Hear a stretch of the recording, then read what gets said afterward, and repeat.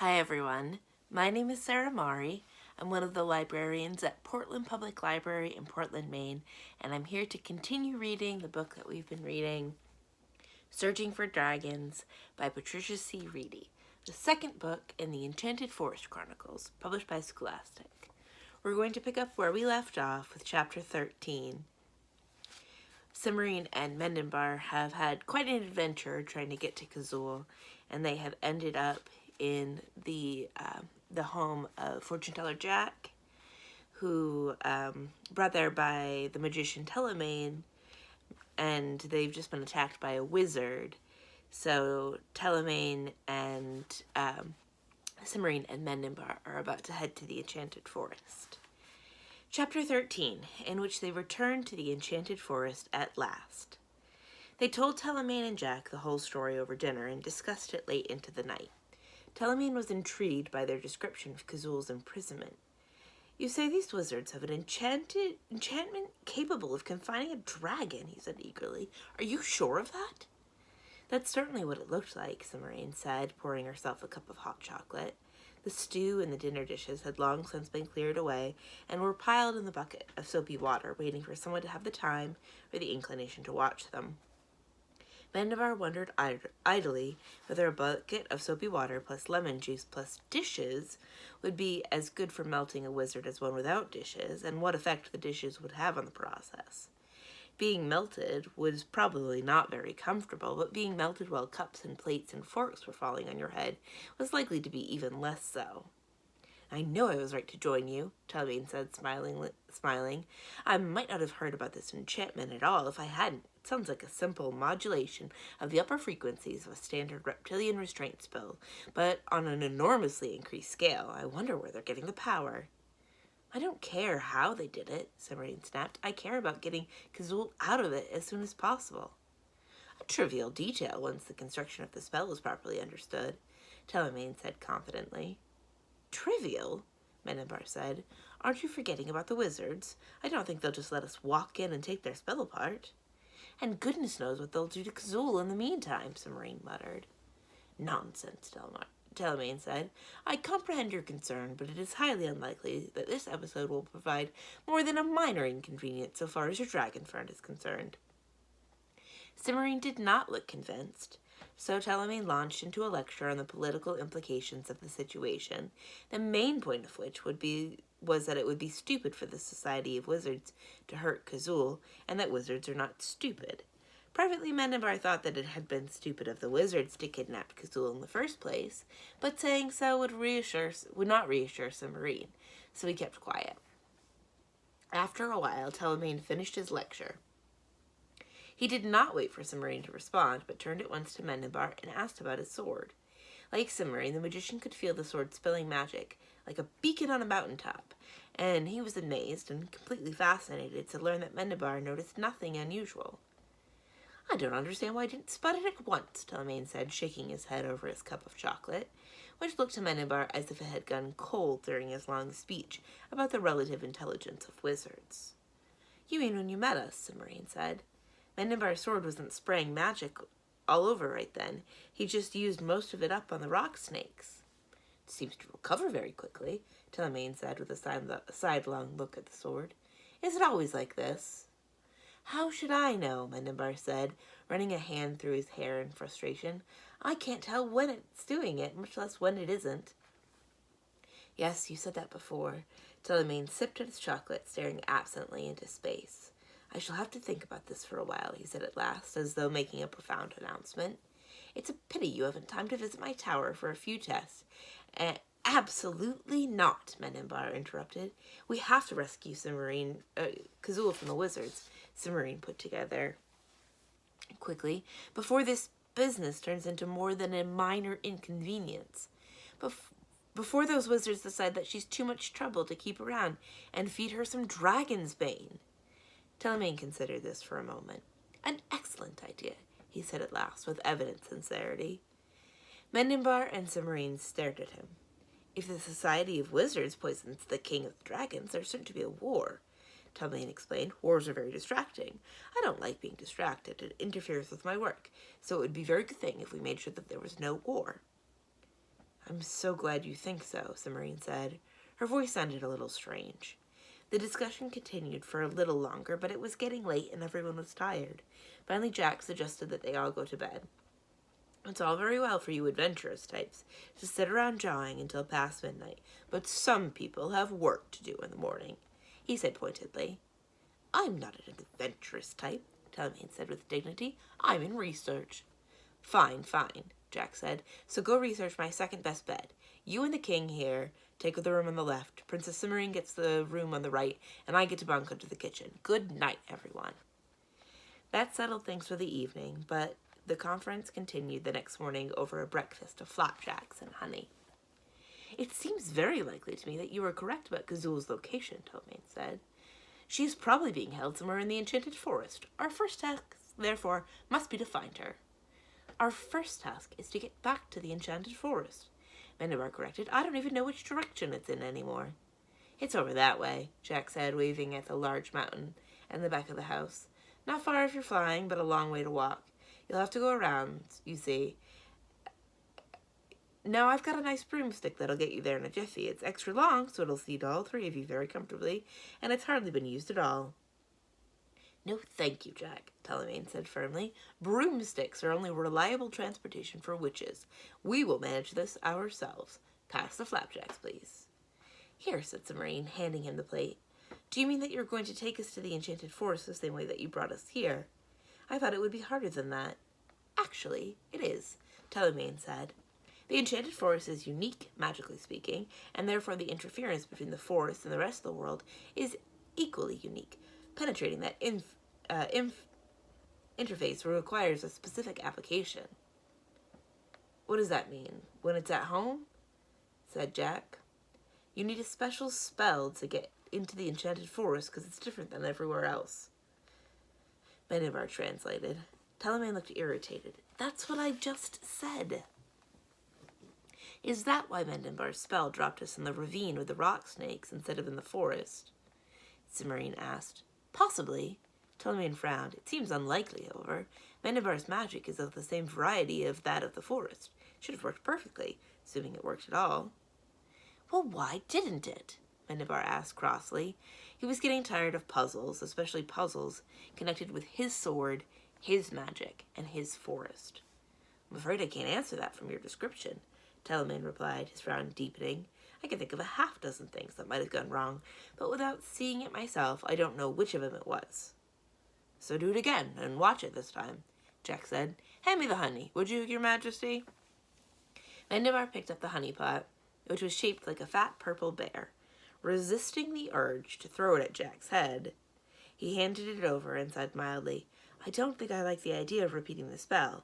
Last time it knocked me out for 4 hours, and I'm not willing to do that again, just so Talmain can find out why. Oh, that's an easy enough fix, Talmain said. A few wards properly set, there won't be any backlash worth worrying about. How much backlash does it take before you start worrying about it? Cimarine asked, sounding dubious about the whole thing. A 3-day headache, Jack put in before Talmain could answer, and that's only because if his head hurts, he has trouble thinking about the wherefore of the what's it.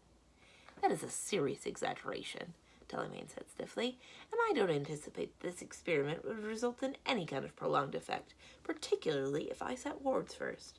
I have some idea of what to expect, you see, so I can customize the shielding spell to correspond to the specific variety of backlash. That sounds good, Cimarine said. I think, but what happens if it doesn't work? Talmain began a long, involved, and somewhat indignant explanation of why his shielding spells could not fail to work. Mendebar listened with only part of his mind. The rest of it was busy thinking about Talmain's suggestion. It looked to him as if the only way that they were likely to get back to the Enchanted Forest was by means of his own magic. Talmain hadn't actually said that he couldn't do it himself, but Mendebar was fairly sure that that was what he had meant. And from the way that Jack talked, walking would take more time than they had to spare. Even if it took Talmain 2 tries or 3 to figure out what was wrong with Mendebar's transportation spell, it would still be much faster than walking. Of course, they could always rent some of Jack's wares, but after their experiences with the magic carpet, Mendebar was not happy with that idea. Repeating the spell would be a chance to find out more about the sword, too.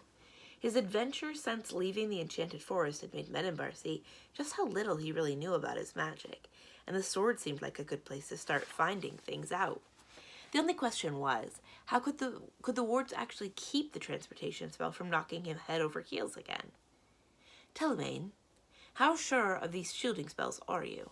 Menenbar asked as soon as there was a lull in the conversation. Telemaine looked at him. Very sure indeed. I've just spent no little time and breath telling Princess Cimmerine here exactly how sure that is, why I am sure, and how unlikely it is that I am wrong. Obviously you've not been attending. Do you wish me to repeat the entire explanation? No, of course not, Menenbar added hastily. I'm sorry I wasn't listening, but I had to think for a minute. And? Said Cimmerine. And I think we should do it. As long as Telemaine is sure that he can keep me from being knocked out again, that is. I am, Telemaine said, sounding faintly put out. I have been telling you this all morning. Good, said Jack. I'd like to have things settled. You sure you don't want a pair of 7-league boots for backup? There are 3 of us, and you only have 1 pair of boots, Cimmerine pointed out. They finished breakfast quickly and helped Jack clear up. Telemaine had some things to discuss with Jack, so Menenbar and Cimmerine went outside to give them a chance to talk alone. Menenbar noticed the worry line between Cimmerine's eyebrows were back. What's the matter? He asked. Are you sure about this? Cimmerine said. Doing the transportation spell, I mean. After what happened before. I'll be more careful this time, Menenbar said, and Telemaine's wards should help. Between the 2 of us, it ought to be all right. Cimmerine did not look convinced. You're still taking a big chance. There are other ways to get to the enchanted forest. Not in a hurry, there aren't, Menenbar said, and once we get back, we still have to find Kazul. We can't afford to waste any more time. I know. Cimmerine chewed on her lower lip, frowning. Look, you're the king of the enchanted forest. You shouldn't be taking chances like this just to help me out. I like helping you out, Menenbar said, but it's not just that. It's my job to take care of the enchanted forest. If the wizards have Kazul trapped somewhere in my kingdom, it is my responsibility. You're not responsible for what the Society of Wizards does. No, but when it involves the forest, it involves me too, and I have to try to put it straight. No wonder you looked so tired when you showed up at Kazul's cave, Cimmerine muttered. Menenbar. The door of the house slammed. Telemaine came hurrying down the steps, carrying the wizard's staff. I'm sorry I kept you waiting, the magician said. Are you ready to start? Yes, said Menenbar. You aren't bringing that along, are you? Cimmerine demanded, eyeing the staff with disfavor. Of course I'm bringing it along, Telemaine said. I told you how long I've been looking for one. If I leave it with Jack, odds are he'll sell it to somebody before the day is out. You wouldn't be able to help it. Here, hold this for a minute while I set the wards. With visible reluctance, Cimmerine took the wizard's staff. She grimaced as her fingers touched it, as if it felt slimy and unpleasant. At the same time, Menenbar laid a hand on his sword and pushed a tendril of magic at the staff to see whether there were any lingering spells, but he did not sense anything. Raising a hand, Telemaine began to mutter rapidly. Menenbar watched with interest as the magician worked, calling up magical power and shaping it into a loose net that surrounded all 3 of them. There, Telemaine said at last. That should do it. He repossessed the staff from Cimmerine and looked at Menenbar. Whenever you're ready. Menenbar studied the net, uncertain. Is that all there is to it? Should I aim through one of the holes or through one of the threads? Holes? Telemaine said. Threads? What are you talking about? This net of yours, Menenbar said. The warding spell. Does it matter where I aim? You can see the warding spell? Telemaine looked and sounded considerably startled by the idea. It's not seeing exactly, Menenbar said, but I can tell where it is and how it's put together. Fascinating, Telemaine said. Have you always been able to do that? No, it comes with being king of the enchanted forest. Does it? Telemaine's expression was all eager interest. Can you do it for any spell? Here, let me try a listening spell, and you tell me if you can spot it. I thought we were supposed to be getting to the enchanted forest, Cimmerine put in pointedly. Can't you wait and experiment after we rescue Kazul? Of course, Telemaine said. Do forgive me. I sometimes get carried away. He nodded apologetically, but Menenbar thought he sounded disappointment. About this net, Menenbar reminded him. Oh, yes, you wanted to know about aiming. Telemaine considered for a moment. Shouldn't make the least bit of difference. Good, said Mendenbar. He drew his sword, and both Telemaine and Cimmerian jumped. Mendenbar supposed that the sword must be leaking again. He pushed careful little dabs of power through the sword to mark Telemaine and Cimmerian to be sure that they would come along with him. Then he raised the sword and pointed it towards the mountain where Jack had said the enchanted forest lay. I think I'll try to take us straight to the palace, he said, and began forming the picture in his mind. No, no, Telemaine interrupted. Do it exactly the way you did it before. That is the whole point of the exercise. I thought the point was to get to the enchanted forest, Cimmerian muttered. Mendenbar shrugged. The castle would be a better place from which to try to locate Gazul, since it was in the center, near the center, of the enchanted forest. But once they were in the forest, getting to the castle would be no trouble. If Telemaine wanted to watch an exact duplication of the transportation spell that had dumped them in the ravine, there was no reason not to let him. Releasing his image of the palace, Mendenbar substituted a mental picture of the green glass pool. He took his time over the image, painstakingly remembering every detail of the rocks and trees and water. When the picture was as clear as he could make it, he took a deep breath and gave the power of the sword a slow, twisting pull. The mountain and the trees and Jack's strange little house faded to gray ghosts, then melted into a mist and were gone. An instant later, the mist vanished. They were standing at the edge of the green glass pool. Absolutely fascinating, Telemaine said. That is, without a doubt, the neatest transportation spell I have ever had the pleasure of utilizing. But I thought you had trouble with it. He did, last time, Cimmerian said. Well, you better put your sword away. Better not put your sword away, then, Telemaine said. I can't tell what the problem was until I see it. You'll just have to do the spell again. Mendenbar, who had already stuck his sword back in its sheath, shook his head. I never use the sword to move around the enchanted forest. I don't need it. By the way, your sword has stopped spraying around magic again, Cimmerian said. I thought you might want to know. So it has, Telemaine said. What an intriguing phenomenon. That reminds me, Mendenbar said. The burned-out area I told you should be right over there. Would you mind taking a look at it, since we're here? Happy to oblige. Happy to oblige, Telemaine replied. What about finding Gazul? Cimmerian asked. I'll try and locate her while Telemaine is examining the clearing, Mendenbar said. A locating spell takes a while to set up anyway, so we won't lose any time to speak of, unless looking at the charred spot takes a lot longer than I expect it to. Cimmerian still did not look altogether pleased, but she nodded, and Mendenbar led the way between the enormous trees. There was the burned section, as empty of life and magic as it had been when he had first seen it. Cimmerian's expression changed to one of shock and anger, and even Telemaine looked shaken. I see why you wanted me to look at this, Telemaine said. So do I, Cimmerian agreed. Setting the wizard's staff under a tree near the edge of the charred area, Telemaine walked slowly forward until he reached the spot where the ashes began. Kneeling, he ran his fingers over the dry, dead earth.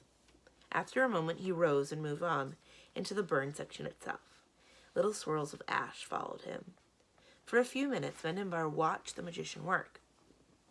Then he remembered his promise to Cimmerian, and he tore his attention away to turn back to his own task. It was a relief to be back in the enchanted forest, where magic was nearly automatic. Quickly, Mendenbar sorted through the invisible threads of power, selecting ones that ran all the way to the furthest edges of the enchanted forest. That made quite a bundle, but it was better to do it all at once than to split them up and risk skipping one by accident. When he was sure that he had all the threads he wanted, he looped them around his right wrist and twined his fingers through the strands as they fanned out in all directions. With his left hand, he got a free-floating filament and wound it into a small ball. He set the ball on the web of unseen tendrils that radiated out from the bundle at his wrist.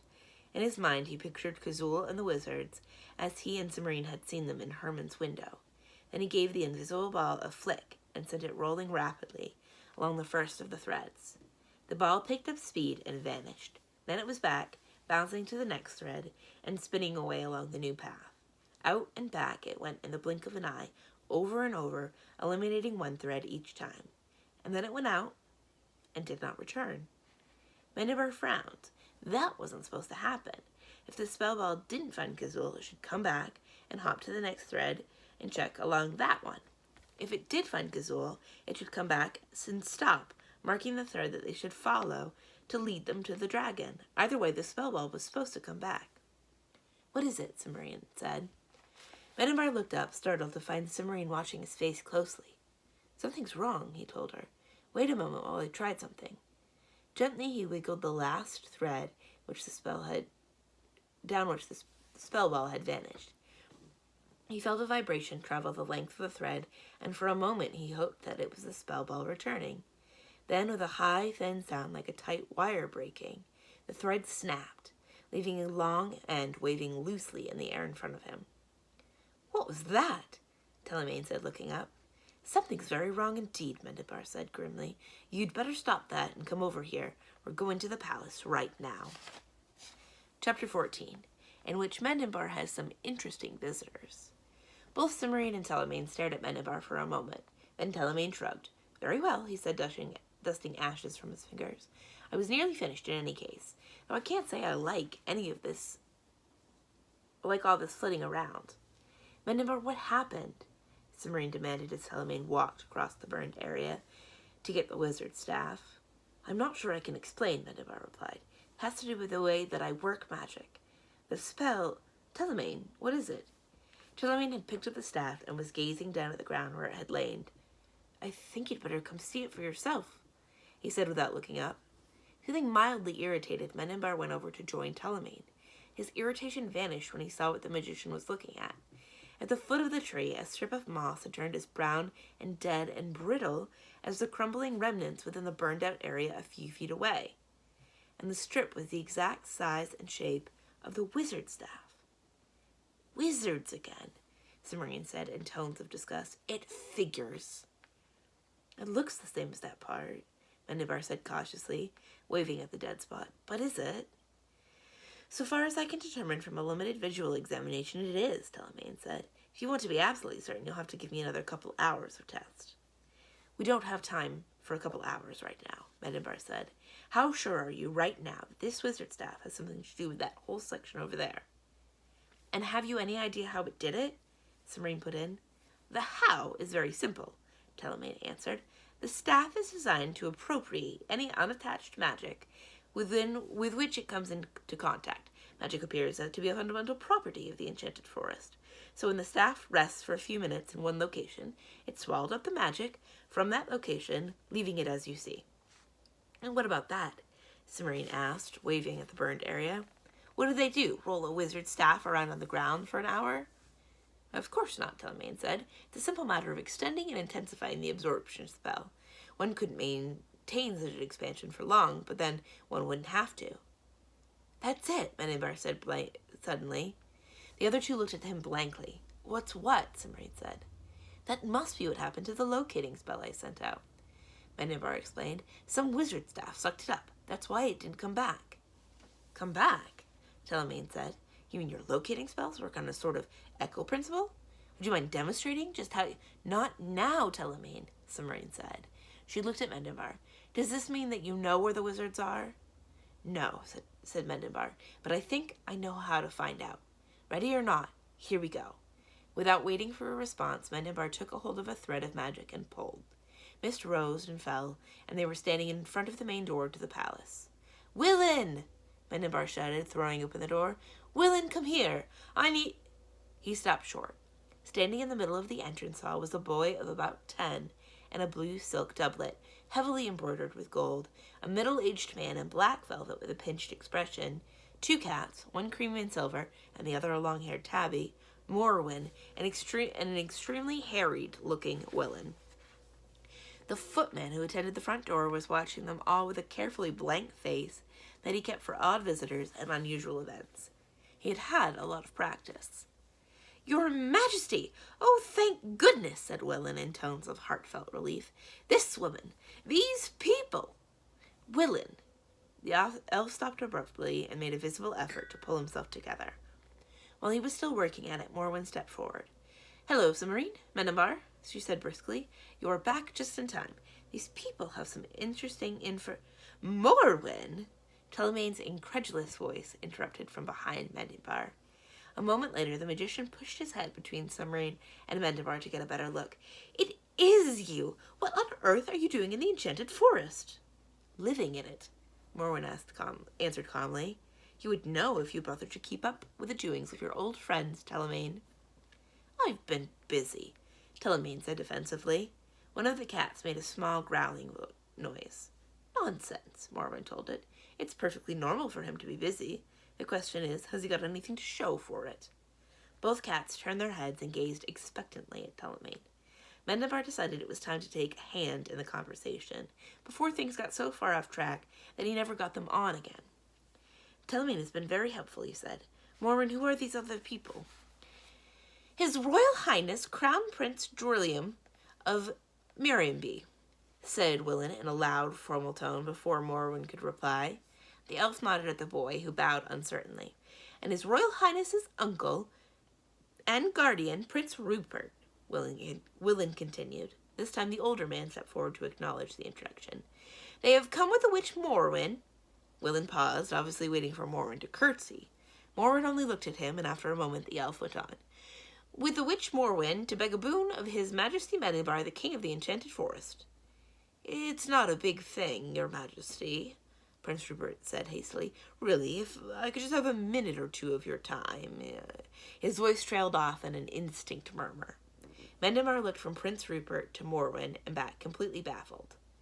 I'm in something of a hurry just now, he said at last. What is it? If we could discuss the matter in private, Prince Rupert said with a sidelong look at his nephew. Oh, uncle, said Crown Prince Jorlium in an exasperated tone. He turned to Mendenbar. He just doesn't want to say straight out that we're lost. And he especially doesn't want to say that the whole reason we came was so that he could leave me in the forest and go home and take over my kingdom.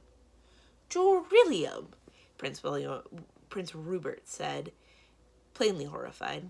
Well, it's true, uncle, the Crown Prince insisted. And if they're in a hurry, it's better to tell them and not waste time. Meow, said one of the cats, emphatically. Morwen, Mendenbar said, hoping he did not look or sound as confused as he looked. The ginger-haired wizard stood up, shook her head, and peered sternly over the top of her glasses at Prince Rupert. You, sir, are here to tell these people your story with as little shilly-shallying as you can manage. You had better get started, or I shall be tempted to do something drastic. Like what? Asked the Crown Prince, greatly interested. Could you turn him into a toad? I could, said Morwen repressively, but I won't. Not yet, anyway. Provided he starts talking. Isn't that a bit severe? Telemaine said, frowning. Well, you wouldn't think so if you just spent the last 2 hours dealing with him, Morwen said. Cimmerian stepped forward and gave Prince Rupert a perfectly charming smile. Perhaps it would be best if you told us your story, she said. Yes, of course, Prince Rupert said, rubbing his hands against each other.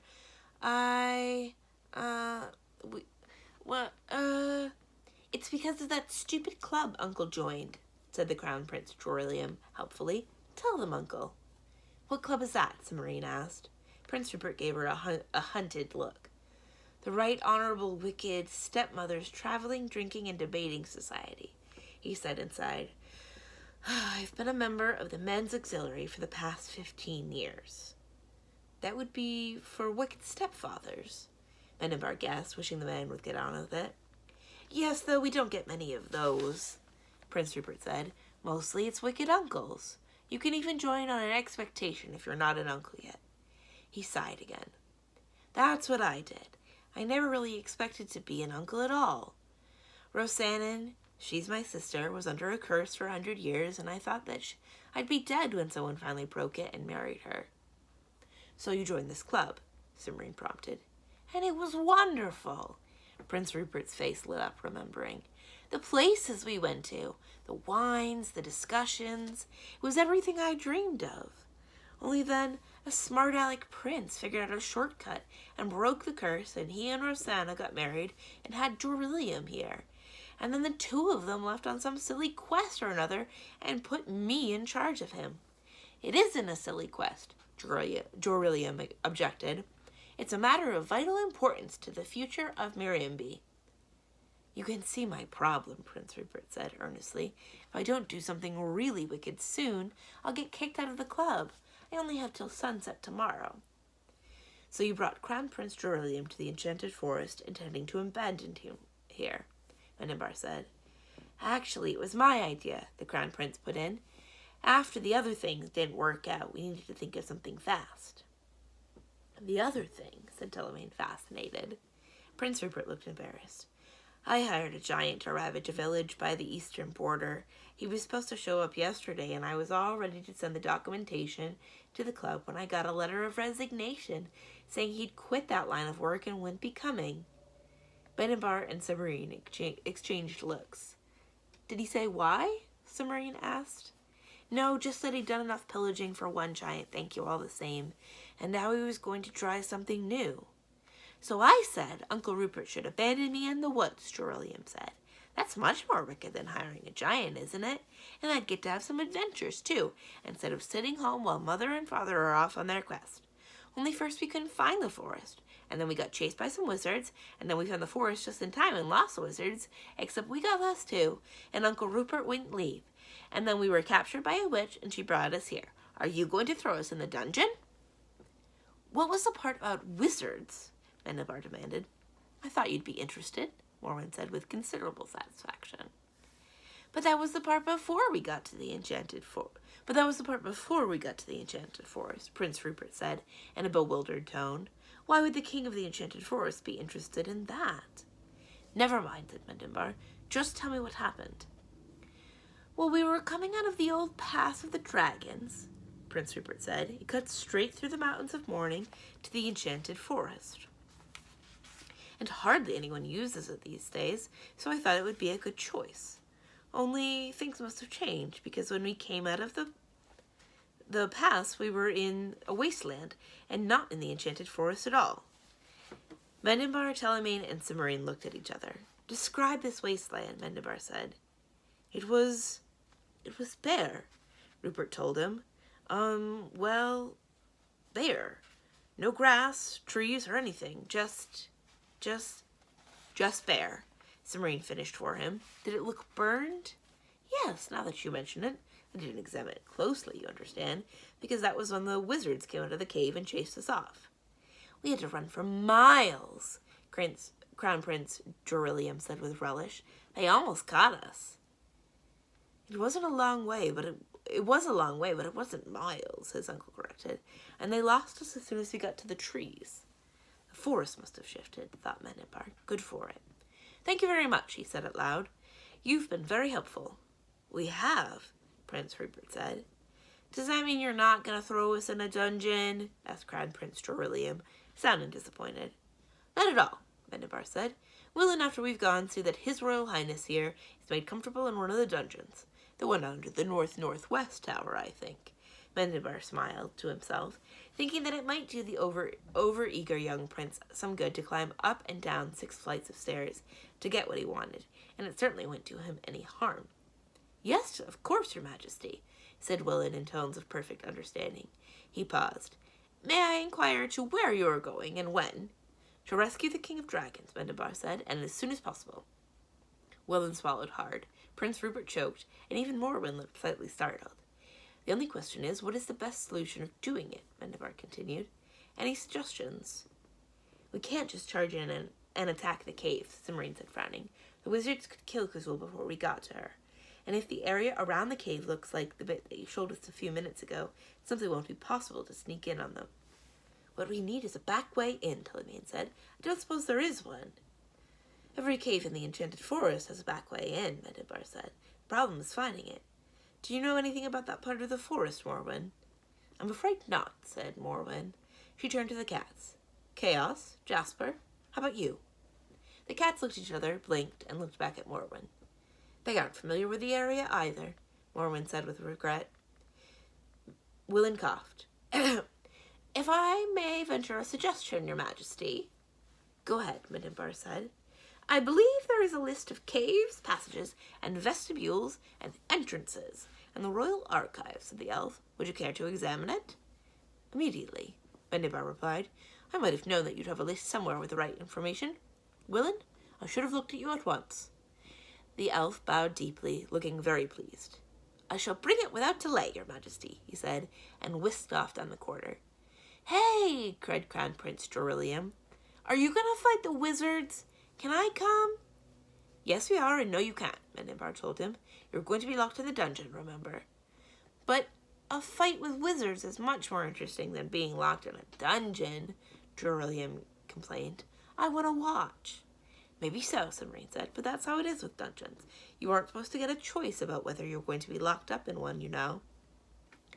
This was evidently a new idea for the young prince, and he did not look happy about it. But nothing, Mendinbar said. I'm the king, and I say you will go to the dungeon instead of fighting wizards, and no arguments. Yes, said Morwen. We have much more important things to argue about, such as how to get rid of the wizards once we find them. Buckets, said Submarine. Lots of buckets and soap and lemon juice. Where do you keep your buckets, Mendinbar? Around here somewhere, Mendinbar said vaguely. I'll have someone bring us a few. Can the 3 of us carry enough buckets to get rid of all the wizards? 4 of us, said Morwen. The cats yowled. Yes, I know, and of course you're coming, but you can't carry a bucket of soapy water. So for the purposes of this discussion, it doesn't matter, she told them. The cats gave her an affronted look, turned their backs, and began making indignant little noises at each other. It seems probable that the wizards will be present in force, Telemaine said. They certainly are aware of Prince Rupert's appearance among them this morning, and they may well have detected your unsuccessful locating spell, Mendinbar. Consequently, I would wager that there will be far too many to dispose of by means of your interesting methods, Princess Submarine. We'll bring some buckets along anyway, Mendinbar said. It can't hurt. He nodded a summons to the blank-faced footman by the front door. The footman came over, and at once Mendinbar told him to bring a half a dozen buckets of soapy water mixed with lemon juice out to the entrance hall immediately. The footman, who had worked at the palace for a long time and was used to peculiar requests, bowed impassively and departed. Any other ideas? Mendinbar said.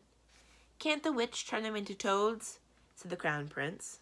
I certainly don't object to trying, Morwen said. Submarine shook her head. I don't think that would work. The Society of Wizards has some new spell that soaks up magic. That's what made the bare spots in the enchanted forest. I still wish I understood why the Society of Wizards is doing all of this, Mendinbar said, half to himself. Suppose it makes sense to try and blame the dragons for burning bits of the enchanted forest, but they've been deliberately trying to start a war. That would make almost as much trouble for them as everyone else. Well, but would it? Put in Prince Rupert timidly. I mean, these wizards are soaking up magic. They must want it for something. Submarine, Morwen, Mendinbar, and Telemaine stared at one another in dismay. Yes, what are they using it for? Submarine said, after a long, thoughtful silence. In all probability to intensify their general enchantments, Telemaine said. Alternatively, to enable themselves to achieve something more substantial than would otherwise be possible. Rupert looked at the magician blankly. Oh, he said in a doubtful tone. Don't mind him, said Morwen. He always gets technical when he talks about spells. But what did he mean? The prince asked. He meant that the Society of Wizards wants more magic to power their spells, Mendinbar replied. Or maybe to use in a spell that would be too big for them to work without it. Yes, and that is an idea I don't care for at all, said Morwen, frowning. The Society of Wizards is too powerful already, if you ask me. You know, if the dragons start fighting with the enchanted forest, any new wasted areas would be blamed on the war, Telemaine commented. The Society of Wizards could absorb considerable quantities of magic before anyone realizes what they're up to. That would explain why they're doing this, all right, Mendinbar said. We've got to stop them. Without thinking, he put his hand on the hilt of his sword. Mendinbar, Submarine said suddenly, didn't that wizard say something about you reversing a spell? Not Antaral, the wizard at Jack's house. And you are using the sword. Maybe you can reverse this spell, too. It's worth trying, Mendinbar said. Not until we have a better idea of exactly what we're up against. The Morwen said firmly. If the king of the dragons gets killed trying to rescue the king, if the king of the enchanted forest gets rescued trying to kill... If the king of the enchanted forest gets killed trying to rescue the king of dragons from the Society of Wizards, goodness knows what will happen. We'll sneak in and take a look around, Telemaine agreed. Then we can formulate a plan of action. As long as it doesn't take too long, Submarine muttered. This isn't some kind of experiment where we can take our time and try again. If those wizards figure out that someone is trying to rescue Kazul... Mendebar tried to smile reassuringly at her. I don't see how they... Ah, Willin, did you find that list? Good. Then let's all go in the parlor and look at it. The sooner we're done, the sooner we can be on our way. That's where we're going to end for today. We'll pick up tomorrow with chapter 15, in which everyone argues. My name is Sarah Mari. I'm one of the librarians at Portland Public Library in Portland, Maine, and we've been reading Searching for Dragons by Patricia C. Wrede. Thank you for joining us, and we'll see you again tomorrow. Bye!